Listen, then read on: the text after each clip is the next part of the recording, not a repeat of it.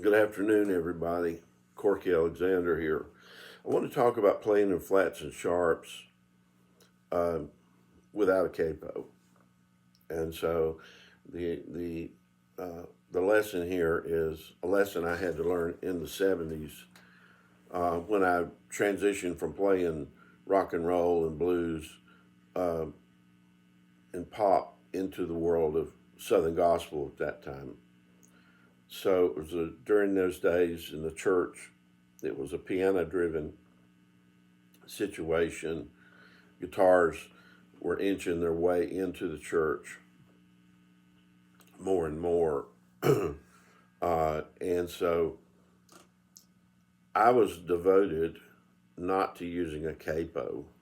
Even a lot of the great guitar players, even like Glenn Campbell, says that in all his studio work, the capo was a secret weapon for him. Funny though, I don't think I've ever seen him but a couple times use a capo.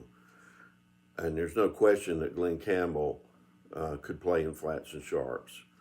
And so I wanted to be able to play in flats and sharps. I didn't, by necessity, need to at that point, playing coffee houses and playing rock and roll bands.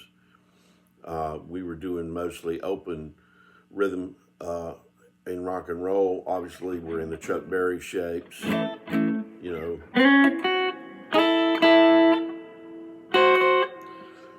and so all of that. But moving into a church music setting, I wasn't going to be playing blues scales all the time. I mean, there'd be these isolated moments when you had blue notes, but for the most part, you're in the major key, and the piano is in B flat or E flat.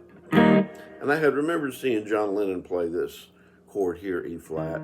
And what that is, it's like you're barring the third fret, and then you're playing like a C. Sometimes you play it like this, like in a D form, but sometimes you play like a C form. So I initially had to learn, because the songs, a lot of them are in E flat, B flat,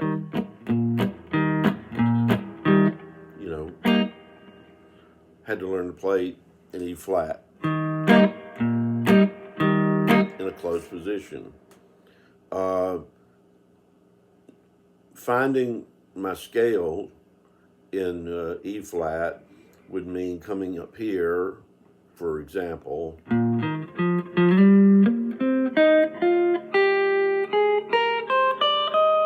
like that for a major scale,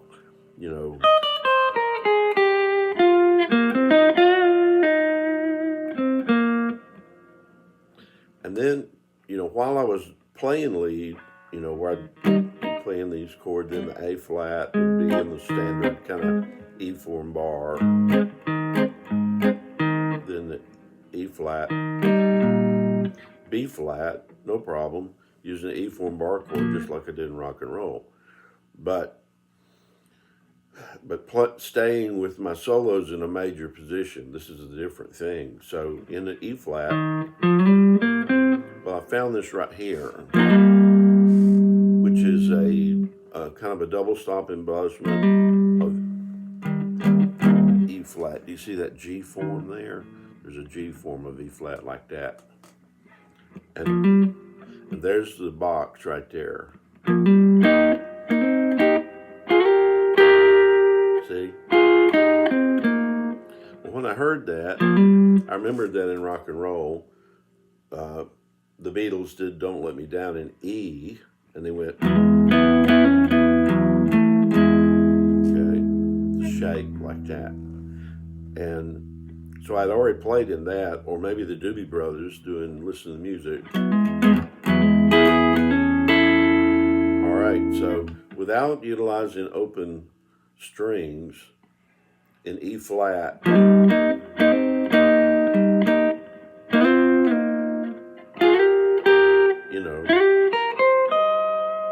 so I'm playing an all closed position there. E flat. B flat would be down here.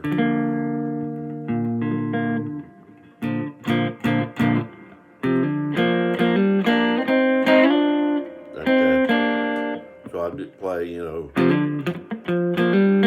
if I was doing a rhythmic thing, my hand would cramp up like crazy, because if I'm playing in these forms here, like an E flat,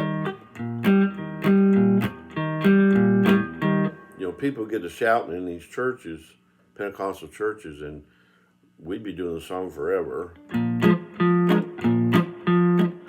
you know.